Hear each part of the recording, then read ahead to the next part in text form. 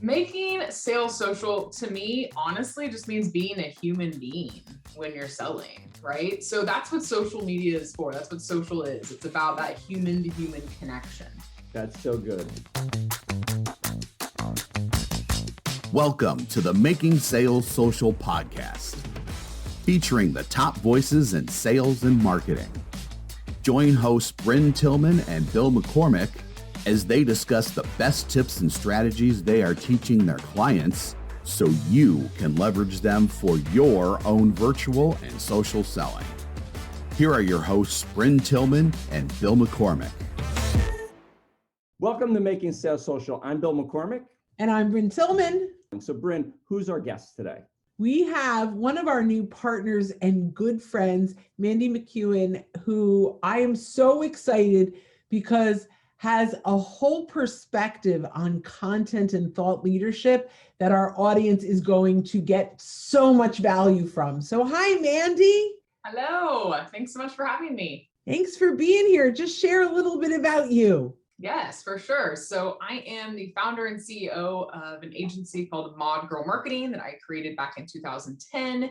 And we focus on building influential personal brands for executives, entrepreneurs, and executive teams, leveraging LinkedIn primarily, but of course we also leverage the other lovely social channels. And we are all about organic thought leadership marketing at Mod Girl. So great. So Mandy, we ask every guest on the show the very first question. We ask them all this. So what does making sales social mean to you? Making sales social, to me, honestly, just means being a human being when you're selling, right? So that's what social media is for. That's what social is. It's about that human to human connection. And so when I hear, social selling, that's what it is to me. It's building those relationships socially and allowing the world to see how amazing you are and your organization is by sharing those things socially, but not as a one-sided arena, right? It's all about giving value, engaging, and building relationships. It's not just let's throw a bunch of stuff out on social and the sales are going to come in, right? It's about the people behind it. That's so good. So good. And what I'm excited about today is the last few weeks, we've been really heavy on the sales side. And so this week we get to talk to a marketing pro. And so the next question, I guess, where I want to go with this is, from the digital marketing world, what are you teaching your clients how to transform that into the social selling world? So good question there. It's interesting how things have shifted to just really, I would say, just in the last 5 years and really in the last year since the pandemic. But before, when I started out as a digital marketer back in 2007, kind of the wild, wild west, there was really no emphasis on the human to human connection when it came to digital marketing. It was just, let's throw up a bunch of SEO friendly, like keyword stuffed blog articles. And I did the same thing, right? And let's get it ranked on Google. Let's throw up some PPC ads and let's drive some sales. That was it for a long time.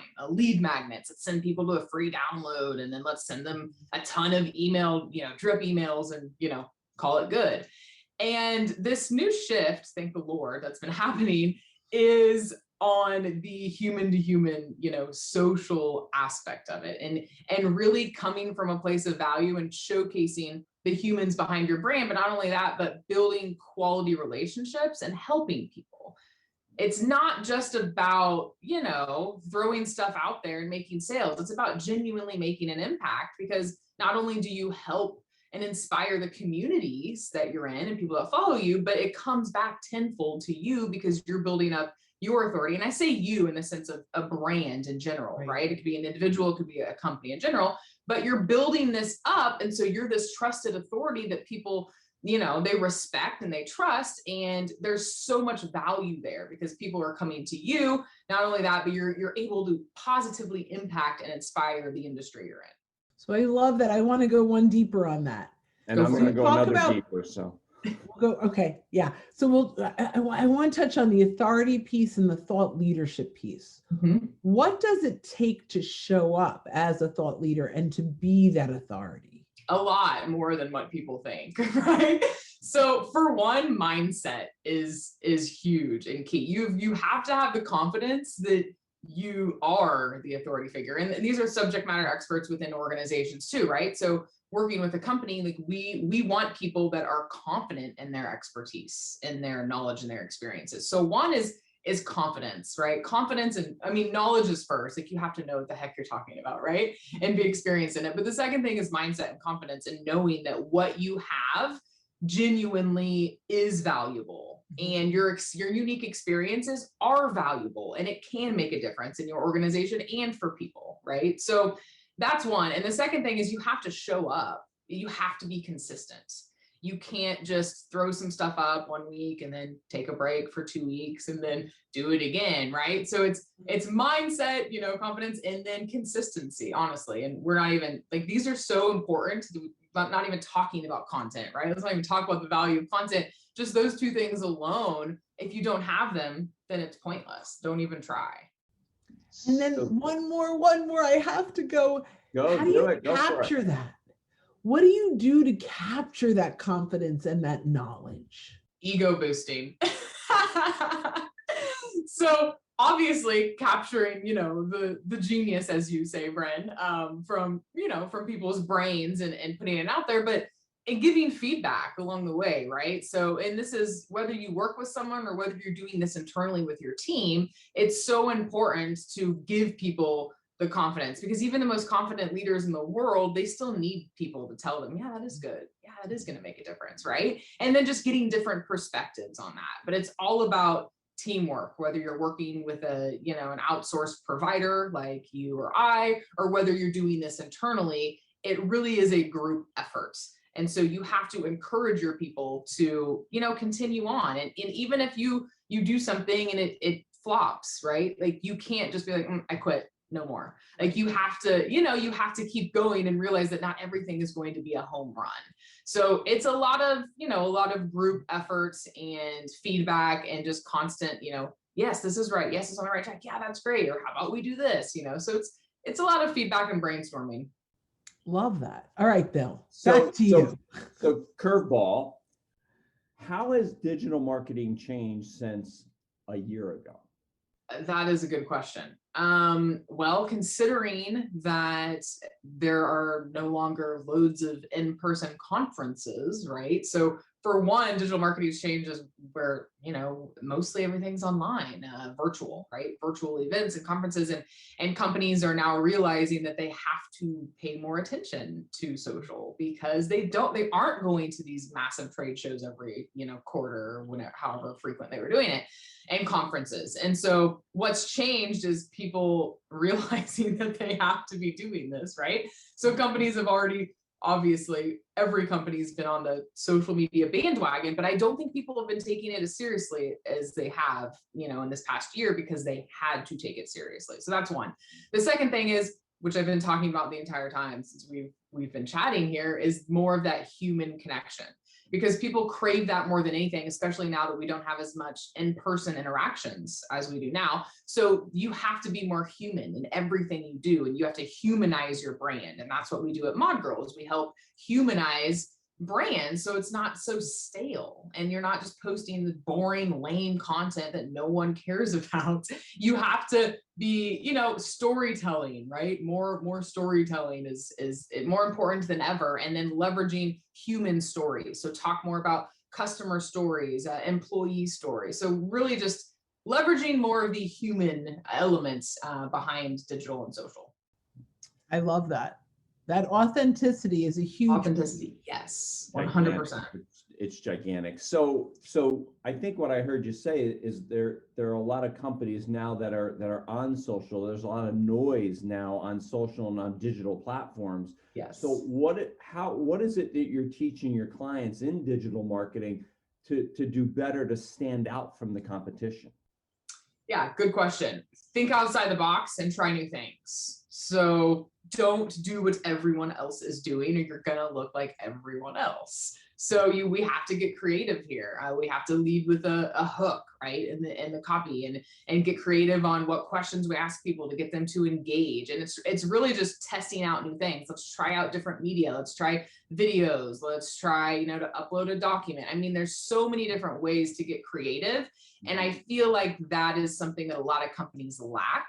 And I think it's just because a lot of marketing teams have so much on their plate. And so they're just like, let's just throw up some posts. Like we have to post on social media, and they just get in this habit of let's just throw up the latest blog posts, and then you look like everyone else. And so it's taking it a step further and thinking, how can we stand out? Like, what can we do to make us stand out from the crowd? And how can we leverage the humans in our company to do that, and our customers to do that? And so a lot of it is experimentation, to be honest, Bill. I'm trying new things. And a lot of companies are afraid of that, especially old school companies, because they don't know any better. Like that's all they know is doing the same thing over and over again. So it takes people coming in that are like, okay, let's encourage the trying new things, because that's really how you grow, is you step outside of your comfort zone and you innovate and you try new things, and some things are going to work and some things aren't. And that's okay. But once you find something that works, then you can, okay, let's rinse and repeat and try new things based off of that. Can I jump into asking you a story? So tell it something that you've done with a client. You don't have to name them, but just generally that was sounding like everyone else and getting lost in the noise. What did you do with them that got them to really stand out, and potentially kind of what result did they get? Mm-hmm.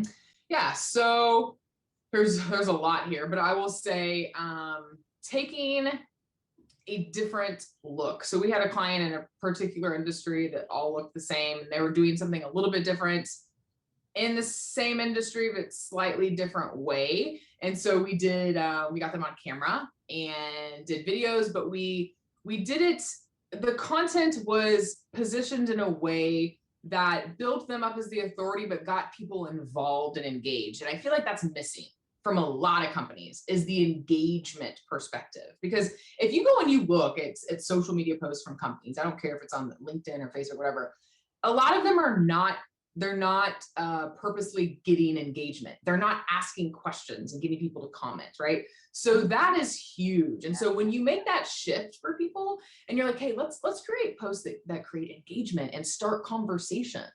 Let's be known as people who start meaningful conversations, not pointless conversations, meaningful conversations. Oh my goodness, so much amazingness can come out of that. And so I would say that part of like, let's transform your content to not just be all about us. Look at me, look how great we are. Go to our website. Let's start dialogue, and not even send people to your website all the time. I mean, you can, but you don't have to do that in every post, And I know you guys are with me on this, but so many companies feel like every single post they make, they have to send a link back to their website or their blog or a video, whatever. And that's not the case. And so, the long short version is engagement. I think focusing on a more engaging content strategy is what we have seen really transform with our clients. One of the things we have seen that does that are polls. Yep. Putting out polls and asking for their point of view. Yes. Has seemed to get some great engagement. Do you have any other tips on a question that you might ask or something that will elicit engagement?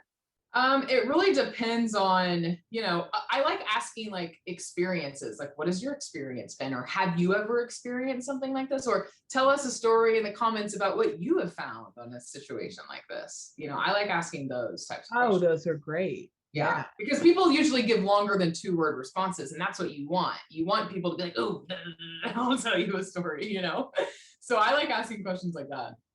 So I love that. We're gonna use that. We are going to use that. And awesome. one of the things that we've seen, even with the polls, that's really increased our clients' engagement, has been actually taking that and getting it, as Bryn says, into the inbox, actually sending it to people via Messenger on LinkedIn, and asking them to engage on it. I love that. Some of our clients come back and say, I've got more engagement on a post and more views of a post than I've ever had in my That's time. amazing. And so that's been really, really good. You talked quite a bit about consistency. So in digital marketing, is there one thing that you tell your clients that if they do it that thing consistently, it's going to open up and create new opportunities for them? Yeah, I mean, content, of course, right? So content and outreach is my thing. And you guys are the sales, sales experts here. So I know you're not going to disagree with me there, but constantly getting in front of your target audience and constantly posting valuable content, not just throwing stuff up for the sake of throwing it up, right? So be consistent with your content and be consistent with your outreach, whatever that looks like. Whether it's your BDR team going out and building relationships on LinkedIn, whether it's cold email. I mean, you have to be doing both consistently if you really want to move the needle. So what do you say is cold email versus like an opted in email?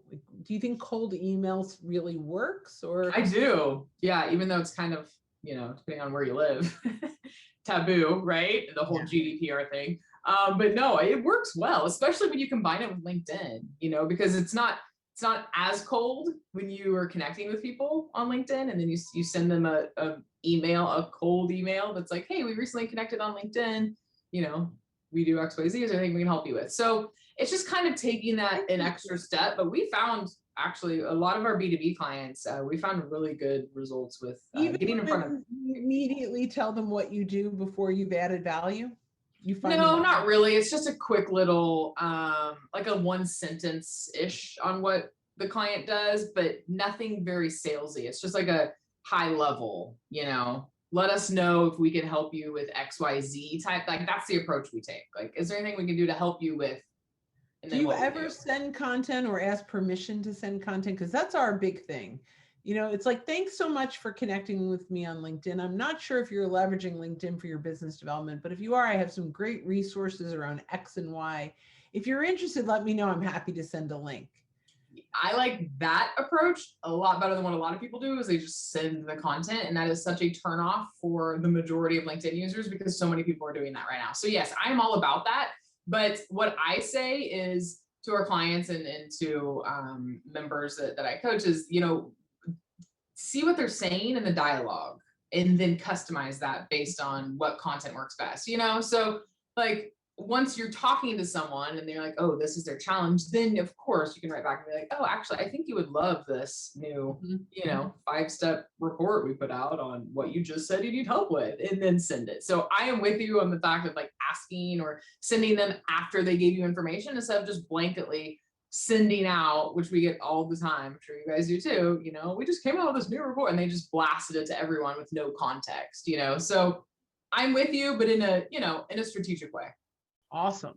Yeah, and I'd say, making sure they actually connected with the person on LinkedIn. I've gotten probably 4 emails in the last couple of weeks of, we recently connect on LinkedIn, and I wanted to share with you. And I'm like, no, we didn't connect on LinkedIn. Actually, you're wrong. We did. You pitched me on LinkedIn first, and I didn't take your connection request. Oh but anyway, so you brought up the opposite worlds. So you're in marketing, and you said, well, you guys are in sales. So as we all know, in the world, there's this little competition or maybe butting of heads between sales and marketing.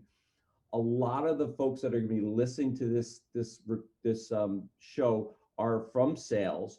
What advice would you give them to work better with the marketing department? Smarketing. I worked with a gal for a long time, and she calls it smarketing, right? Because sales and marketing, they have to go hand in hand. So my tip is, the more information you can give your marketing team, the better off everyone is going to be, because us as marketers, we are not sitting on your sales calls. We are not sitting on your demos. Like, we don't know the questions these people are asking your prospects. So you have got to have an amazing relationship with your marketing team if you want to make big things happen in your organization. So it's all about that open communication and giving the marketing team what they need. And that is gold. Mm-hmm. Yeah, so right there, if you're listening, I hope you wrote that down, and I hope as soon as you get off of this webinar, you email, call, send flowers to, buy chocolate for, or coffee for your marketing person and say, hey, let's get on a Zoom call and let's talk about how we can work together. Yes. I totally agree with that, because while we're salespeople, we also are de facto marketers, because We do a lot of stuff for ourselves. So we've had to really, really learn that. And we are still learning. And one of the things I'd say, and you said it, you don't know the questions that they're hearing, the salespeople are hearing. And that's so very important, because that is the content that you need to be writing to. Exactly. Are to the needs that they're hearing. It's so very important. Yeah, and there's such a big disconnect, I feel like, with a lot of organizations with sales and marketing, and they blame each other, and if you look at their content and stuff, it's clear that they don't have a great relationship, the sales and marketing team. Like, it's rather obvious, or they wouldn't have stale, boring, digital campaigns. Well, we're working on a joint client right now. Won't name them, but we've done all the sales training, but their sales and marketing are siloed. And so I introduced you in, and they're thrilled, and you're now bridging that gap by interviewing the executives for the thought leadership and the salespeople for the thought leadership, and bringing the content to them, so that marketing now is producing not just content that they want to produce, but that the end user, their clients, want to consume. So exactly, it's pretty exciting. Yeah, it's so powerful too when you do that. And it's just setting up systems inside the organization to make sure that sales is actually relaying the information that needs to be relayed to marketing. It's simple, but when you've been doing it for such a long time, the old school way, it's not as simple for these companies, that have been doing it that way for a long time. The concept is simple, but it's just like ingraining that in their brains. So like, let's come up with a system now to where we are consistent with communicating with sales and marketing. It seems it always comes back to communication, right? 100%. Yep. Mandy, this has been so good. So many great nuggets. I took notes. The whole user experience, and I forget how you said it. I've got to go back but you have your unique experience, your unique user experience. I'm going to use that for sure. So thank you for giving me that. For giving us stuff to talk about. Yeah, exactly. So thank you for giving me content. So how can the listeners stay in touch with you, check you out, work with you? Yeah, for sure. So LinkedIn obviously is a great place to connect, Mandy McEwen, but modgirlmarketing.com. You can check out our website. We just recently launched a new brand, which is linked on there. Luminetics, which is our LinkedIn specific thought leadership brand. So you can check that out. But yeah, modgirlmarketing.com and LinkedIn really are the best places. Fantastic. Well, Mandy, thanks so much for being with us. Of course. Thanks for having me. Thanks for once again tuning in here to Making Sales Social. Bye-bye, everyone. Thank you, Mandy, so much. Bye-bye. Thanks for listening, and join us again for more special guest instructors bringing you marketing, sales training, and social selling strategies that will set you apart. Don't forget to subscribe to get the latest episodes from the Making Sales Social podcast. Leave a review down below. Tell us what you think, what you learned, and what you want to hear from us next. You can also listen to us on Apple Podcasts, Spotify, Stitcher, and Google Play. Visit our website, socialsaleslink.com, for more information.